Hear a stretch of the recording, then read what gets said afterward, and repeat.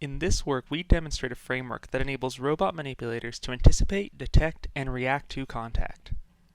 Contact with single sensor activation. The robot senses its environment and tries to avoid collision until contact is made. Contact with multiple sensor activation. When all sensors on the robot's end effector are activated, we see a reduction in both the positive and negative thresholds. Contact was made in the X direction. As a person approaches the robot, the upper contact threshold is reduced, and the robot slows down, reducing the overall contact force as seen in the graph. Avoidance with single sensor activation. After slowing down and avoiding a collision, the robot will continue on its normal trajectory.